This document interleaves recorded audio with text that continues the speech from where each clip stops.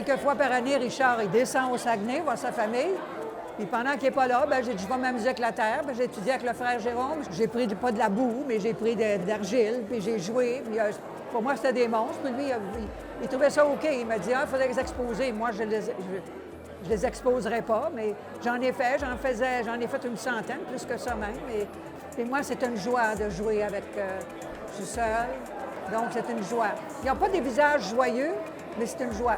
C'est toutes des plumes ou des perles ou des tissus de robe qu'on m'amenait pour des costumes que je gardais, je jette rien. C'est dans ma main et je suis où ça m'amène. Je fais pas de plan.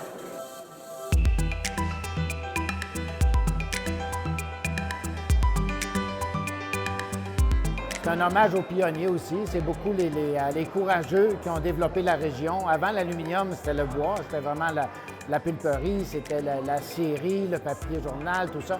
Donc, c'est un hommage à tous ceux qui font qu'aujourd'hui, on est ici, en fait.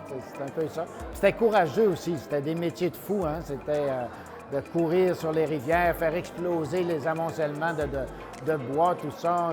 Donc, c'est pour pas oublier tout ça.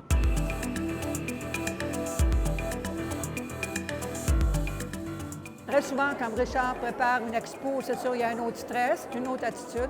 C'est de respecter, en fin de compte, le caractère de chacun. Moi, je suis un grognon, puis lui, c'est un souriant tout le temps. Donc, ça fonctionne. Et moi, quand je commence à pas mal au bout de mon affaire, elle commence.